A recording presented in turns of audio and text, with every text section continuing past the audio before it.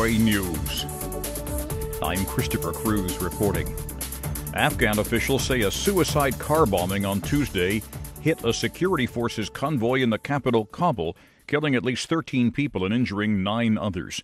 The convoy was reportedly transporting operatives of the National Directorate for Security. The Taliban quickly took responsibility, saying the attack was aimed at a joint convoy of American military trainers and their Afghan partners.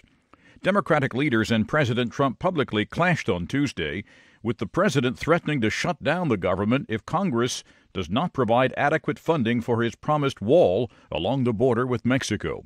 White House correspondent Steve Herman reports. It was an acrimonious scene that rarely plays out with reporters present. A president threatening he will shut down government if Congress does not approve a budget with enough money for a project he has promised and deems essential. Senate Minority Leader Chuck Schumer and Trump repeatedly interrupted each other as the senator requested the president support solutions that could get immediate approval in both chambers of Congress. If we can't come to an agreement, we have solutions that will pass the House and Senate right now and will not shut down the government, and that's what we're urging you to do. Not threaten to shut down the government, because let me just finish, because you can't get your way. The last time you shut it down, you got killed. Let me say something, Mr. President. You just say my way or we'll shut down the government. The top Democrat in the House, Nancy Pelosi, and Trump also had an extended argument over the requisite votes to approve a budget and border security, after she cautioned that a shutdown is not worth anything. A gunman opened fire inside a cathedral in Campinas, Brazil, Tuesday, killing 4 people and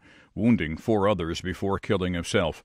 Campinas is about 100 kilometers north of Sao Paulo. This is VOA News. Both sides in the peace talks on Yemen agreed to swap more than 15,000 prisoners by mid-January. The International Committee of the Red Cross will oversee the prisoner swap. Representatives of the Saudi-backed Yemeni government and the Iranian-supported Houthi rebels traded lists of prisoners they say the other side is holding, a step UN officials call, quote, very impressive. A former Canadian diplomat has been detained in China amid rising tensions between the two countries over Canada's arrest, at the request of the United States, of a Chinese technology executive. Michael Kovrig is a former Canadian envoy to Beijing, Hong Kong, and elsewhere from 2000 to 2016. He was apprehended earlier this week for undisclosed reasons. Top European officials on Tuesday ruled out any renegotiation of the divorce agreement with Britain as Prime Minister Theresa May fought to save her Brexit deal by lobbying leaders in Europe's capitals. European Commission President Jean-Claude Juncker warned that it cannot be opened, the agreement that is, for negotiation at a summit of EU leaders on Thursday. I will see Mrs. May this evening, and I have to say here in the Parliament, as I did say before in this Parliament, the deal we have achieved is the best deal possible. It's the only deal possible. And so we cannot... There is no room whatsoever for renegotiation. The UN is appealing for $5.5 billion to support millions of Syrian refugees and the neighboring countries hosting them in the coming years. Correspondent Lisa Schlein reports for VOA from Geneva. The UN agencies say the appeal will provide the refugees with health, water, sanitation, food, education, psychosocial support, community services, and other essential relief.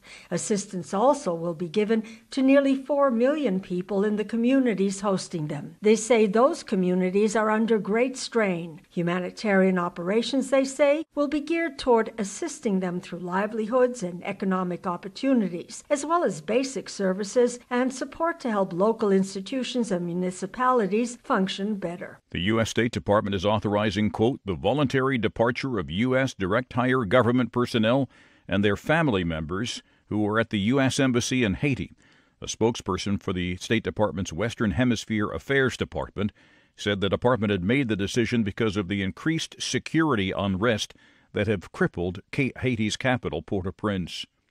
You can find more on these and other late-breaking and developing stories from around the world, around the clock, at voanews.com